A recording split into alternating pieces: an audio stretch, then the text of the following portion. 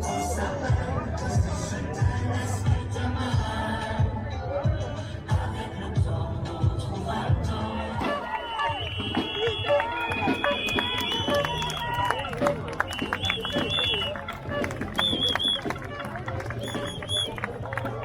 variant, c'est Véran.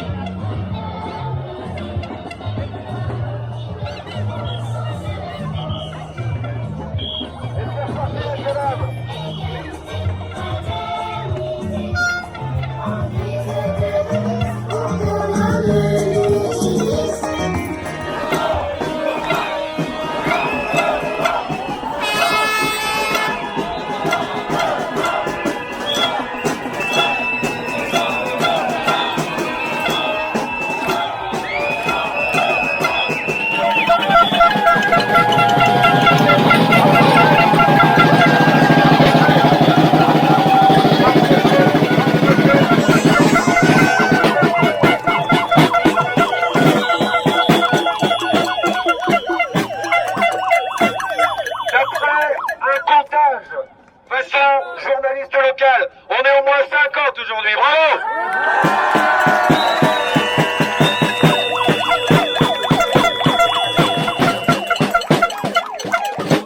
Alors évidemment, elle aura son témoignage, mais vous êtes tous ici pour de bonnes raisons.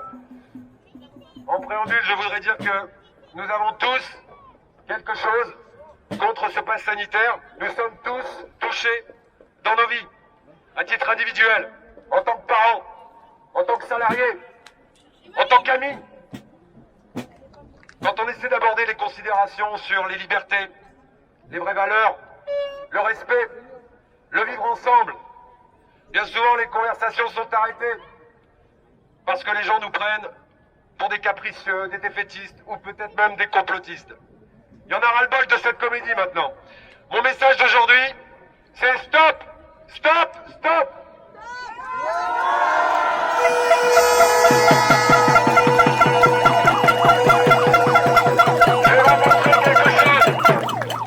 Je vais vous montrer quelque chose.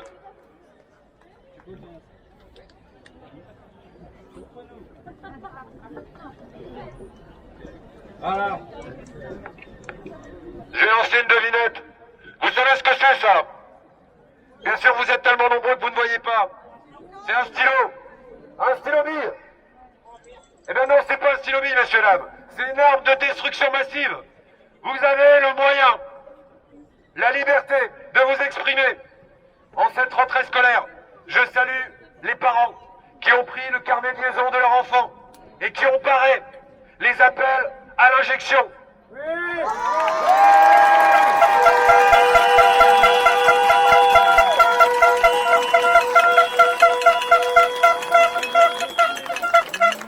Cette institution a oublié, évidemment, le secret médical, le vivre ensemble, l'absence de séparation de nos enfants. Vous savez que dans les cours de récréation, dans l'école de mon fils, les proviseurs étant un cours d'imagination, séparent les élèves par niveau, comme du bétail.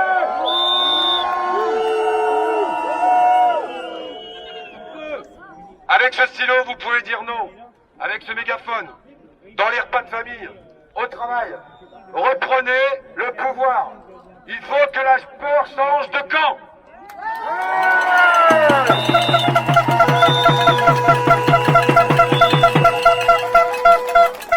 L'avantage de la liberté d'expression, quand elle est éclairée, car nous ne sommes pas des illuminés, nous sommes éclairés, c'est que nous respectons par ailleurs la non-violence, nous ne sommes pas des excités. Donc prenez la parole, bougez, essayez de convaincre, faites des actions, regroupez-vous, et même seul, souvenez-vous de cette foule, vous n'êtes pas seul. Merci.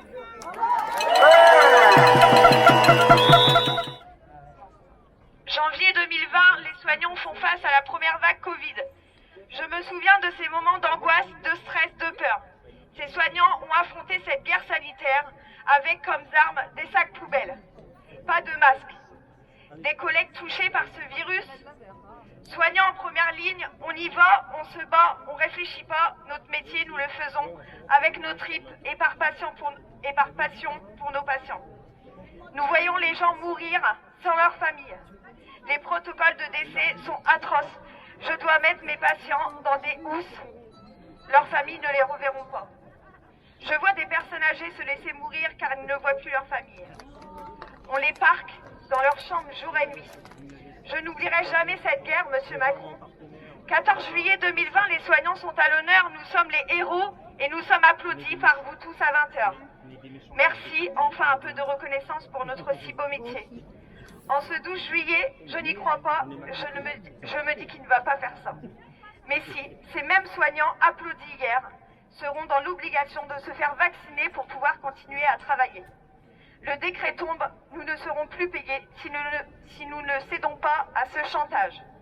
Alors aujourd'hui, des milliers de soignants se voient raccrocher leur blouse, cette fameuse blouse blanche, parce que nous avons décidé de ne pas se faire vacciner avec cette injection expérimentale. Je respecte mes collègues vaccinés, mais aujourd'hui je suis écœurée de ce gouvernement, écœurée de mon métier, pour qui nous avons donné corps et âme. Mercredi sera le dernier jour de travail pour plusieurs de mes collègues. Alors une dernière fois, je ne vous demande pas de nous applaudir, mais de venir nous soutenir mardi soir à 18h devant l'hôpital Maison Blanche, en soutien à tout le personnel qui mercredi ne pourra plus exercer leur métier de soignant.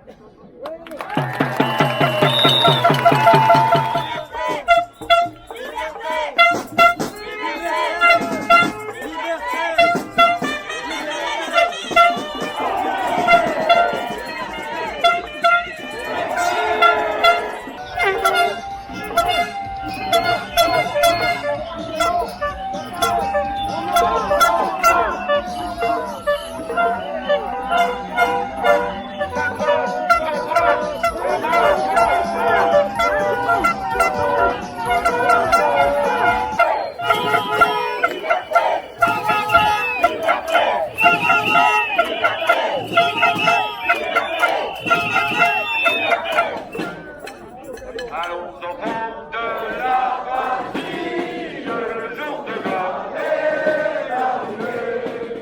Contre nous de la tyrannie, les pandas sanglants élevés, les pandas sanglants élevés. Enfants du monde, dans nos campagnes, unir ces féroces soldats, qui viennent jusqu'à nos bras, et danser pour fils nos compagnes.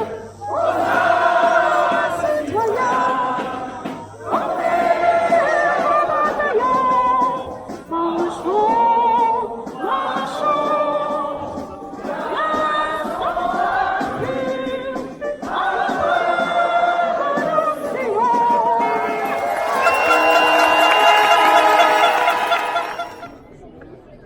Bonjour tout le monde. Bonjour. Donc moi je suis là depuis le deuxième samedi avec ma fille Emily et maintenant j'ai ma dernière fille qui est là depuis 3 samedis. Donc au début j'étais là pour moi, pour les adultes, et aujourd'hui on est tous là pour nos enfants qui sont extrêmement menacés. Moi ce que je peux vous dire aujourd'hui, ce que je ressens dans l'énergie positive qu'il y a aujourd'hui, c'est qu'il y a une détermination que je ne sentais pas jusqu'au samedi dernier. Là aujourd'hui vous êtes tous déterminés et on ne lâchera pas.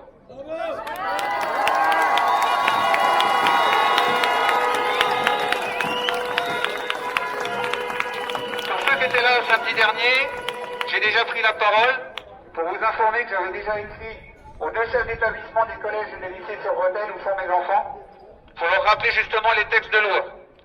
Dans ces courriers, je demandais également qu'ils m'informent sur la composition de l'ingestion. À ce jour, je n'ai toujours aucune réponse.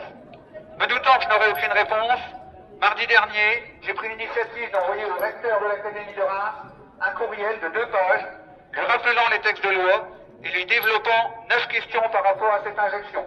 Là-dessus, j'ai été aidé par Jocelyne, qui a plus le temps et plus les compétences que moi pour rechercher. À ce jour, je n'ai toujours aucune réponse. Le mail a également été envoyé à des journalistes, à la DSDEN, ainsi qu'aux députés des Ardennes. Personne ne m'a répondu. La seule personne qui m'a contacté jeudi matin, c'est des journalistes du Journal de l'Union pour m'interviewer pendant 10 minutes. Puis, comme elle était exactement convaincue, comme moi, que tout ça est un peu un plan financier et génocide, elle nous a demandé donc de faire paraître l'article et elle nous a pris en photo le midi même. Le soir même, l'article paraissait dans le Journal de l'Union. Alors avant ça, mardi, suite à mon mail au rectorat, dans l'heure qui suivait, le rectorat m'appelait pour me dire que justement, il n'irait pas au-delà de mon autorité parentale, que ça serait une atteinte à la loi. Donc je vous invite toutes et tous à leur faire un mail pour leur rappeler la loi, c'est-à-dire le secret médical et la discrimination.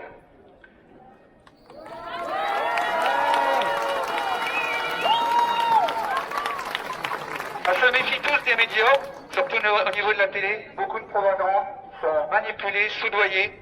Et là, je remercie la journaliste, je l'ai remerciée par mail, parce qu'elle a vraiment retranscrit mes propos dans son article que je vais vous lire.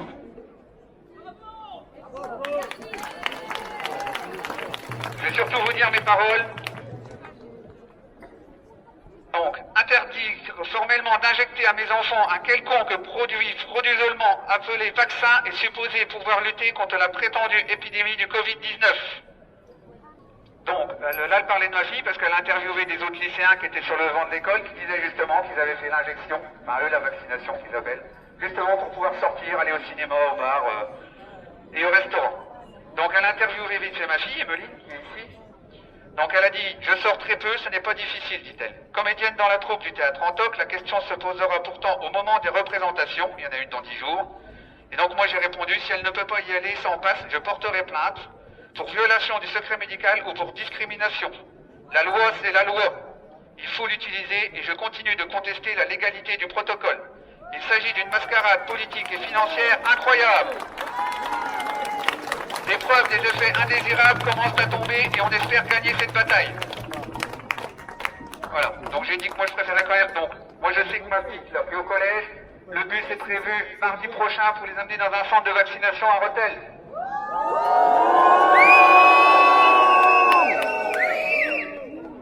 Bien que j'ai fait donc toutes les démarches nécessaires, je ne prendrai pas le risque de mettre mon enfant mardi à l'école. Le proviseur est déjà au courant.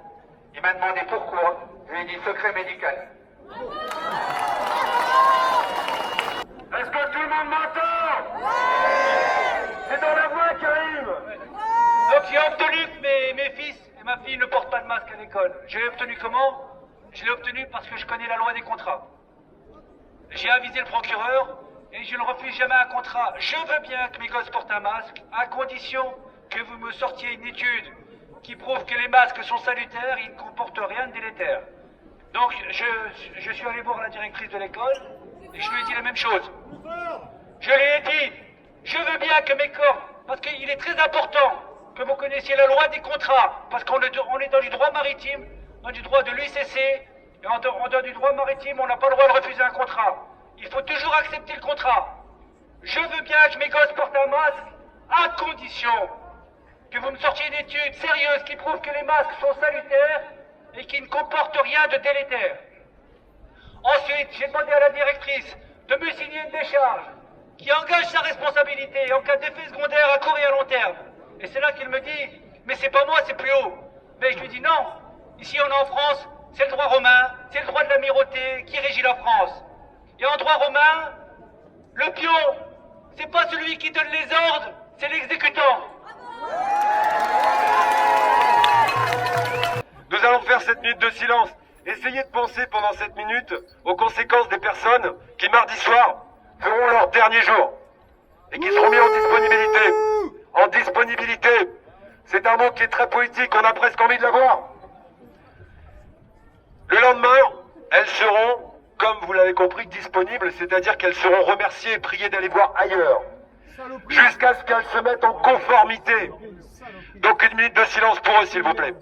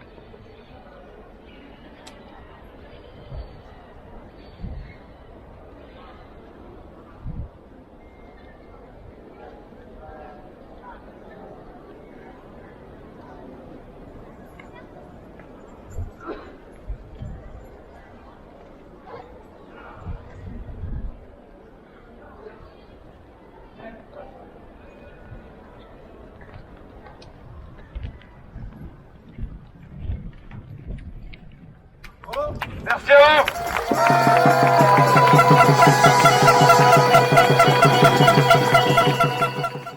Bonjour à tout le monde. Moi, je voudrais vous dire, Macron sans voix, il ne peut rien faire. C'est la complicité qui fait sa force. Il faut faire prendre conscience à tous ceux qui discriminent, en prenant le pass sanitaire, en obligeant le pass sanitaire dans leur établissement. Responsabilisez-les, faites-leur comprendre que ce sera eux les responsables. Macron, il est intouchable. Faites-leur comprendre. Et là, ils réaliseront.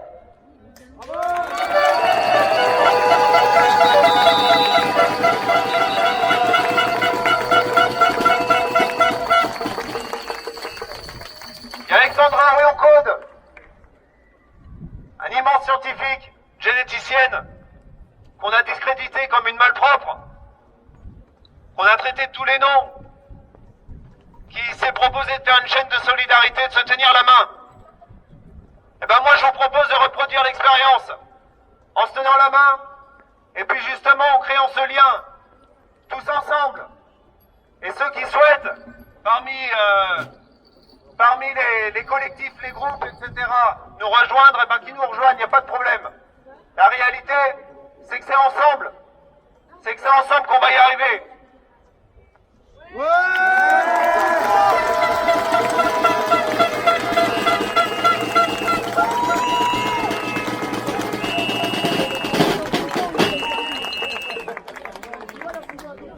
Bonjour tout le monde! On le connaît lui, hein. Ça fait chaud au cœur de tous vous voir ici. Alors, comme disait le collègue juste avant moi, effectivement, on a l'impression que notre société essaie de nous diviser les uns contre les autres. Divisé pour mieux régner, hein. Quelle est la procédure?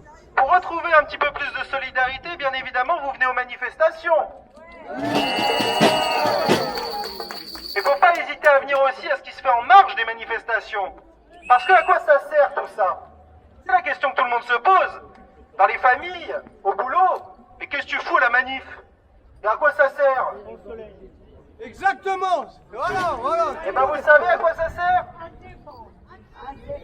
À créer du lien, de la solidarité.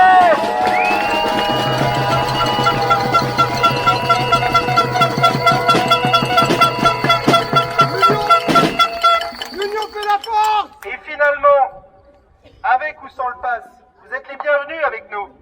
On va pas chercher à savoir si vous êtes vaccinés, on va pas chercher à vous demander votre carte d'identité non plus. Mais en tout cas, vous êtes les bienvenus, que ce soit à nos pique-niques, à nos manifs, aux événements qu'on peut créer. Et vous êtes là aussi, vous participez énormément. On a reçu énormément de doléances, énormément de soutien de votre part. Et de la part de personnes qui ne sont pas forcément présentes non plus. Il y en a qui sont partis sur Paris. Il y en a qui sont venus juste ici, de Sedan, de Laon, de Soissons, des Ardennes. On lâche rien.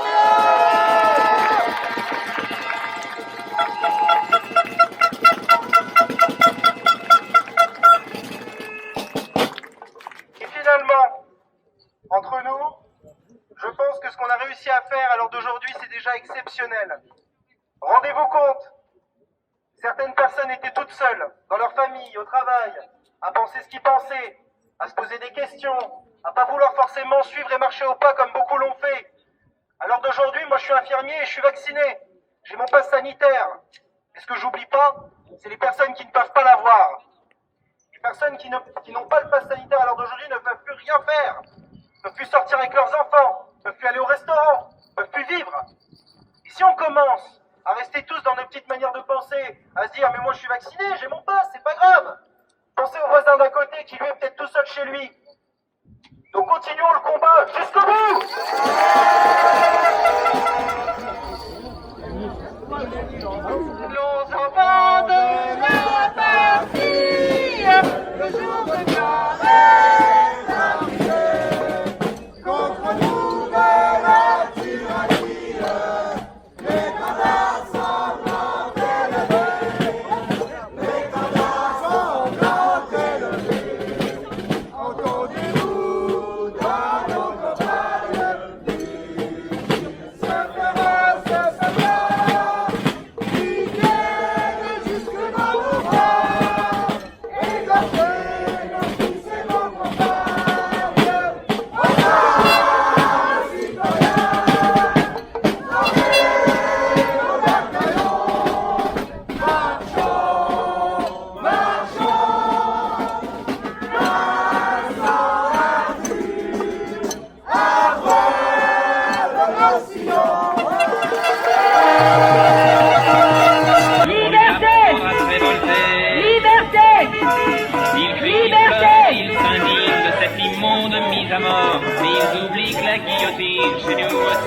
fonctionne encore. Faites du bruit!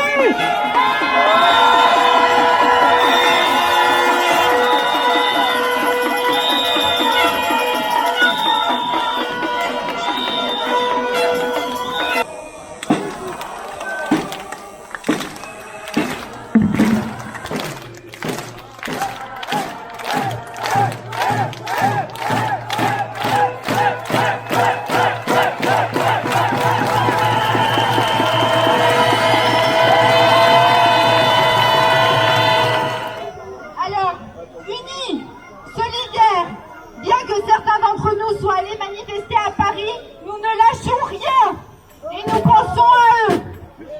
Merci pour votre présence, bravo pour notre persévérance.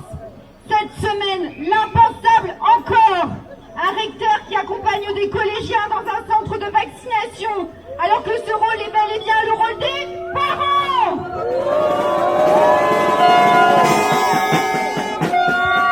Des enfants de moins de 12 ans vaccinés par erreur à Rennes. Et quelle terrible erreur! Et ce sans le consentement des parents. Enfants innocents, vaccinés massivement, sans prendre le temps de poser des questions liées à leur âge. Certains élèves non vaccinés ont été exclus des cours peu de temps après la rentrée scolaire. On leur demande de lever la main. Est-ce que vous êtes vacciné? Est-ce que vous ne l'êtes pas? Est-ce que c'est normal?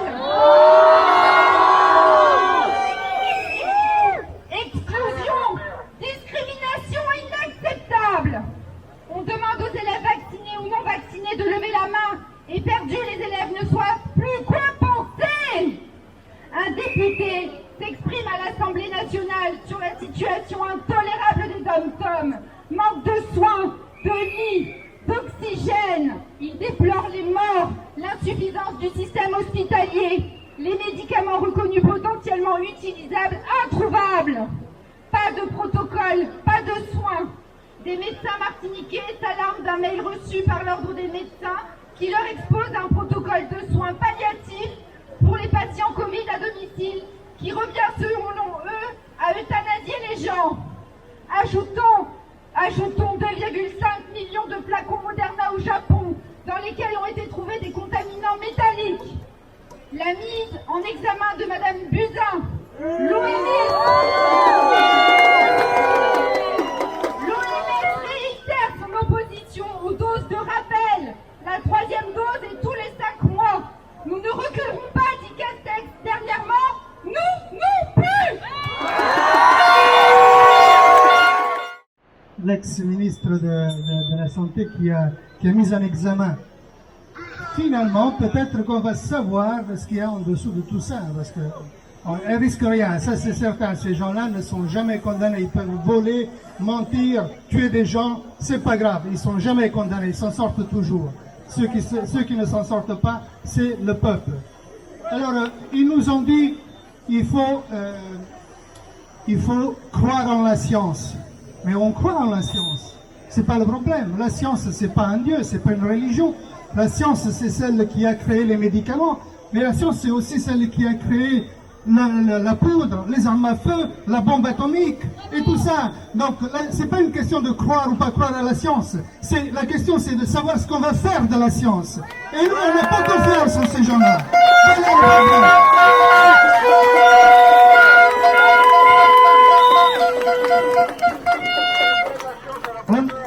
On nous répète qu'on est en démocratie, mais par contre, on n'entend qu'une seule cloche à la télé. Il n'y a pas de personnes qui sont là pour contredire.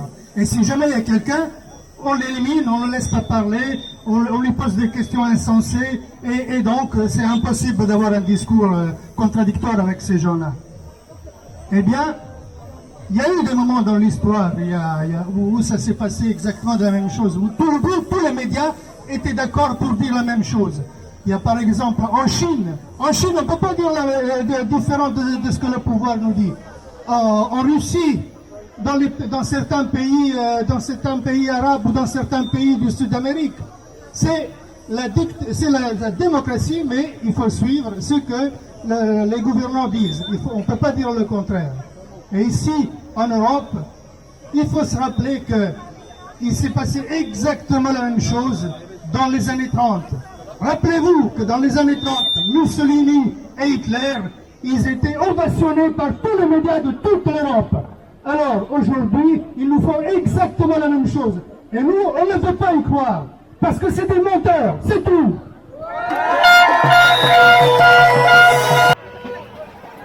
J'ai un autre message que j'ai oublié tout à l'heure. On nous dit il faut mettre les masques, après il faut enlever les masques, après il faut se piquer, après il faut pas se piquer, après il faut faire une deuxième piqûre, après une troisième, et bientôt une quatrième. En fait, ils font ce qu'ils veulent de nous. Un jour, on va vous dire, eh bien, pour pouvoir rentrer dans les restaurants, il faut vous mettre à quatre pattes. Soyez certains qu'il y en a qui vont se mettre à quatre pattes pour rentrer. On ne se connaît pas, mais vous m'avez tellement appris. Vos sourires et vos larmes ont sauvé la vie. Vos combats m'ont appris à encaisser les coups. Et vos persévérances à me remettre debout.